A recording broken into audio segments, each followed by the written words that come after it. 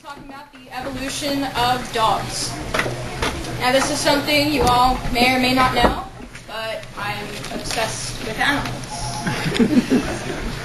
And I always have been, I always will be, and dogs have always been a favorite of mine for as long as I can remember. In fact, when my dog was there, I wanted to run up and snuggle it the entire time.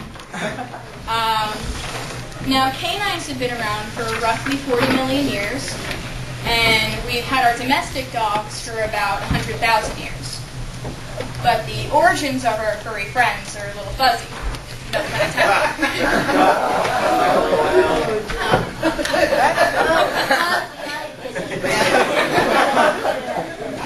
Okay, now there are a lot of legitimate theories out there. I've kind of taken bits and pieces of what makes sense. And this is just a bit of what we know, mixed on our own speculation of what might have happened. Now, before canines and felines, you had the Miacids. So Miacids are believed to be the common ancestor of all cats, dogs, bears, hyenas, and weasels, and other things, etc., etc. They're pretty much these long, weasel-like animals. They existed millions of years ago, and they were the main mammalian predator of their day. So eventually, canine-like animals branched off of the Miacids. At first, you had the coyote-sized animal called Mesocyon. I really don't know how to pronounce it. And then about 10 million years ago, two more animals branched off of Mesocyon.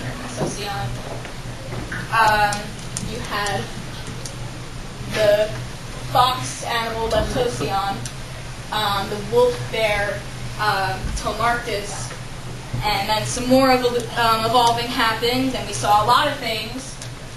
Stuff like the bone-crushing dog, Borovagine. I have no idea how to pronounce this. I'll call it the bone-crushing dog. There are like 3 pronunciations of this thing, and I can't pronounce any of them. So anyway, this would probably be the biggest dog the world will ever see. Not sure how big it was, but it was very large, cow-sized, giant. So more evolving happened.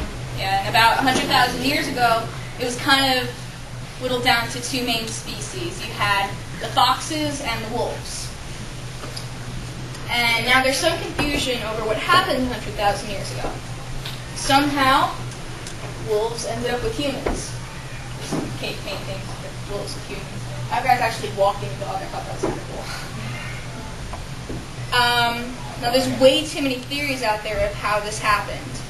And one idea is that right after the Ice Age, because of climate change, there wasn't as much prey. And because there wasn't as much prey, the weaker wolf packs in the area realized that it was a good idea to kind of stick near us because we knew how to hunt and we left our scraps over. So the wolves were then divided at that time into 2 categories. There were the strong wolf packs that kept their distance from us and hunted on their own and just hunted whatever prey was left over. And the weaker wolf packs who scavenged off us. So that could be like one of the theories, how some wolves stayed the same and some wolves, changed into dogs with us. Lost my place, hang on. Now at the same time, we might have been adopting orphan wolf cubs, and that would kind of explain how wolves ended up with us in our homes instead of them just kind of sticking in the background near us, eating what food we left over. Then once the wolves we'd adopted grew up, they'd probably breed with the scavenging packs that were near us. And then they'd raise their pups in our houses. And eventually, you'd end up with a ton of tame wolves. But there are problems with this theory. Yes, that may have happened, but somehow the wolves we had next, at our sides, they turned into dogs. Now, you could chalk it up to the human's undying need to be fashionable. let's say there was a wolf with an interesting coat pattern, and everyone thought, oh, pretty. So they breed that wolf with other wolves with similar colors, and then the color would be passed on to the next generation. And this is still the main concept of modern-day dog breeding as well. Now, in a study performed in Russia, the Farm Fox Project experimented with this idea. It started in the 50s, where scientists kept and bred silver foxes on a farm. And their goal was to breed domesticated foxes that you could handle and that were tame enough and that would scratch you and bite you to death when you held them. And it was also to make it easier for people who make fur coats to handle the animals. So after 50 years and countless litters, we ended up with dog-like foxes. And they barked, and they wagged their tails when they were happy, and it came in colors, and this one always looks like a little border collie, and it came in colors that you wouldn't see in normal foxes. And we also saw some changes in their DNA as well. This is exactly how dogs came to be, but it definitely played some part one way or another. And somehow, fast forward, we ended up with very different looking dogs stretched across the globe.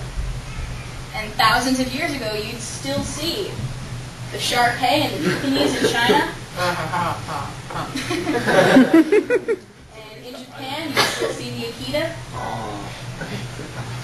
And in Africa, you had the Saluki, that's in the top corner there, and the Azawa. Don't worry, they're not like emaciated or anything. This is actually their natural body weight.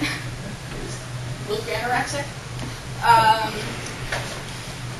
In Tibet, you had the Lhasa Apso.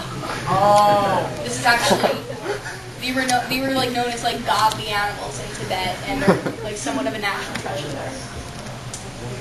And in Mexico, you had packs and packs and packs of little chihuahuas. Of course, back then they were a little bit bigger.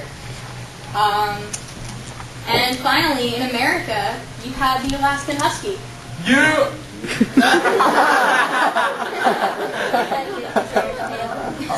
These are all very ancient breeds, and you can still find them today. They're all very popular breeds today.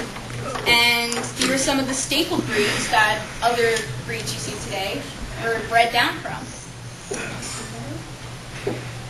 Now today there are over 200 dog variations out there, and the list is growing. Now in the past, new dog breeds popped up when necessary. People wanted dogs that were better hunters and trackers and ratters and swimmers and runner than guard dogs. Ever wonder why the Basset Hound looks so dopey? Well, actually, the Basset Hound is somewhat of a dog masterpiece. Its legs are so short because it keeps his face lower to the ground so that when he's tracking an animal, he doesn't have to constantly go up and down from his nose to the ground and then to see the animal, because it was low enough so that he was close to the ground and he could just kind of go like that and still sniff the ground and then just keep his head up to see any prey, and it wouldn't put a strain on his neck. And also, it kept his legs short enough because the hunter, when they were rabbit tracking, the hunter wanted to keep up. He didn't want the dog to bolt. So he was short enough so that the hunter could keep up. And also, if he went into tall grass, he has a long tail that sticks straight up and has a little white tip on the end. So you can see the dog no matter where he is. And those ears, this dog has the longest ears in the dog world. And they're long, not so he can hear, but because when he's sniffing on the ground, the ears drag in the dirt. And it picks up the scent that he's tracking, and it acts as a motivator. So that if he ends up off the trail somehow and he can't find it, he's like, what are we tracking again? He has a reminder next to him that shows what the scent smells like, and he can find it again. So, and that nose, that long, long nose, it has over 20 million scent receptors in it. Compare that to humans, 5 million.